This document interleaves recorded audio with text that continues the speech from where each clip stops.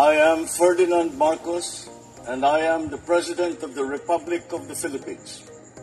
I stand today on behalf of 110 million Filipinos.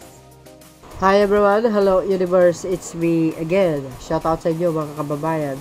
Today is October 31, 2025. Sabi po dito, sabi po ng ABS-CBN News, a plunder complaint was filed before the office of the Ombudsman on Wednesday against 4 Biliran official and a construction firm for allegedly conspiring to garner over 1 billion worth of Department of Public Works and Highway DPWH projects. My goodness! Sabi yan, Biliran. Wala. Grabe kayo talaga. Kahit saan. Puro kayo kurakot. Mga opisyal. Hoy. Oh.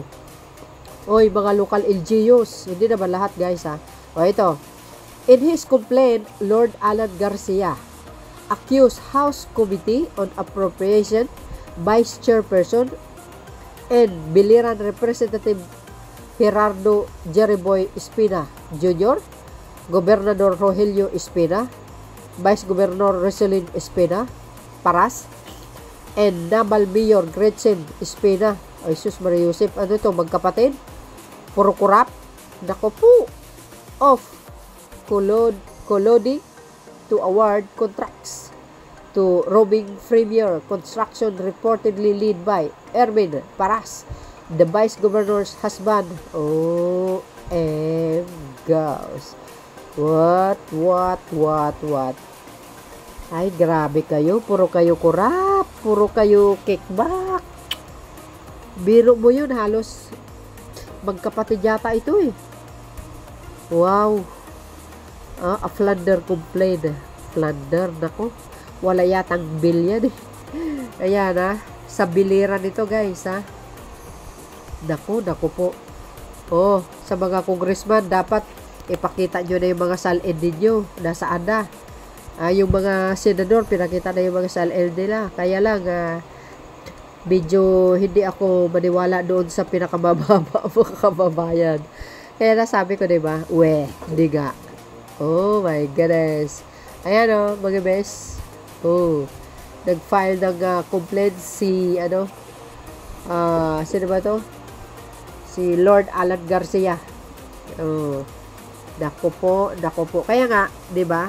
Sa mga kababayan natin, sa mga lugar ninyo, kung alam nyo na may corrupt na nangyayari, huwag na kayo mag-atabili. Mag-file kayo ng kaso. Basta may sapat kayo na ebidensya, diba? Bakit hindi? Ayan Oh.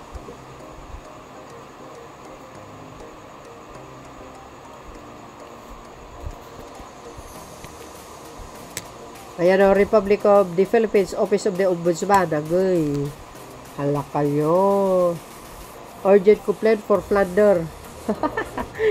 Under Republic Act number 7080 as amended. Complaint Lord Alan Bersid Garcia. Nako. Kanino? Ayan, di ba nabasa po natin? Ayan para silang magkapatid, mga kababayan Ayan Honorable Rinaldo G. Espina Jr., Congressman, Law District of Biliran. Agay. Shout out sa mga taga-Biliran. Ano nangyari dyan sa mga pinuno nyo? Honorable Rogelio Espina, Gobernador, Province of Biliran. Honorable Roselyn Espina Paras, Vice Gobernador, Province of Biliran. Naku, diretso magka-anak. Honorable Gretchen Espina Pior, Municipality of Naval Bereran. Kayo pala ang nagpapakayaman. Pero yung mga nasa sakupan nyo, kawawa naman sila. Number 5, Mr. Driving Doyle T. Paras, President Rubig Premier Construction and Corporation. Construction. Nako. Siguro, sabi? 1 billion? Ay, nako. Grabe, guys. Ang laki. Lord Alan Mercedes Garcia a concerned citizen and a taxpayer of the province of Biliran respectfully lodges this urgent complaint for slander against the above named public officials and private individuals for knowingly and willfully conspiring to misappropriate, divert, and plunder public funds through fraudulent, overpriced, and substandard infrastructure project implemented within the province of Biliran and the municipality of Nabal. Agay. Shout out sa mga taga Biliran. Ayan, oh. Ayan, oh. Gay. Guys, napakahaba ito. Hindi ko nabasahin, ha. Oh, ayan. Uy, nako po. Ayan, oh. Oh, see? Oh my goodness. Ayan. Nag-file ng kaso laban dito sa mga LGUs. Flunder ito, guys. Flunder. Oh, goes. Ay, nako, ewan ko sa inyo. Puro kayo kawata. Puro kayo kurap. Wala nalang matino. Kaya hindi tayo umasenso kasi ganyan kayo. Sa probinsya ninyo, na binabaha kayo. Ang dami yung project, na ghost project. Hindi wala man kayo konsensya sa mga kababayan ninyo, sa mga nasasakupan ninyo. Saan ang hustisya sa mga lugar ninyo? Saan ang puso nyo? Di ba? Kayo lang nagpapakayaman.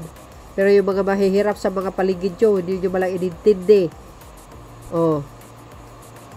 Ang dami yung kickback sa pera ng bayan.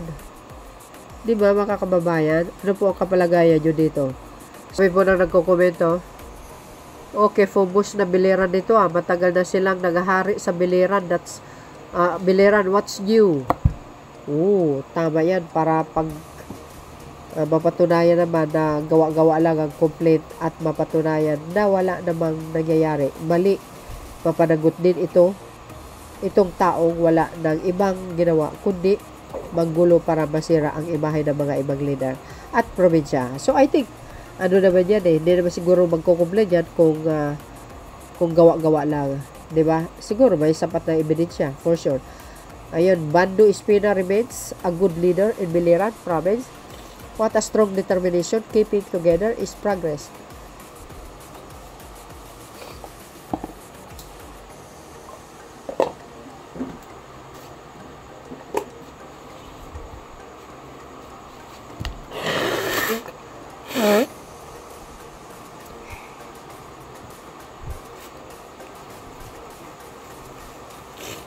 Sabi dito mga kababayan, sabi dito, Bando Espina remains a good leader in Biliran province with a strong determination. Keeping together is progress. Working together is success. Mabuhay ang Bilirano yun. Mabuhay ang Bando Espina. Ala kayo. Political dynasty, ang isa sa maraming dahilan na sabuatan sa pagkupo ng mga government contracts. Panahon na para isigawa ng Congress ang IRR, implementing rules and regulation ng political dynasty law para mabawasan ang korupsyon na talamak ng gobyerno. Totoo yun. Pero alam nyo mga bes, kahit may sabihin mo, kahit may dynasty yan, kung may disiplina sila sa sarili nila, diba? Kung ang iniisip nila, yung kapakanan ng nasasakupan nila, hindi sila mangurap, for sure, gaganda po ang kanilang lugar. Diba? At tulad ngayon lang na bunyag or na-expose yung talamak na panggugurap ng mga ibang politician sa pinakamaba sa LGUs. Di ba? Kung hindi si BBM, hindi malalaman yung pinagagawa nila. Hay, ewan ko na lang. Sabi dito, bakit kasi galing sa isang pamilya lang ang niluluklok sa pwesto? Oo nga naman. Ba't walang lumaban? Hoping for conviction. Grabe, kahit saan walang hesitation. Papasarapan ang pera ng taong bayan. Kaya nga, thanks to Lord Alan Garcia, courage, don't be afraid. Paano kasi majority dito Biliran Islands, uto-uto. Naku po, baka ma-detox yan every election. Ginawang kanila na lahat ng katungkulan, abolish political dynasty and party, less OGT for corruption. Diba, mga kababayan? Bakit ganyan? Ba't kasi hindi yung pinapasayang IRR na yan? Ha? Oh. Ay, corrupt pa more. So, yun guys, ano po ang masasabi nyo dito? Kayo na bahala mag-komento. See you again when next upload. Bye. Babush. God bless, Philippines.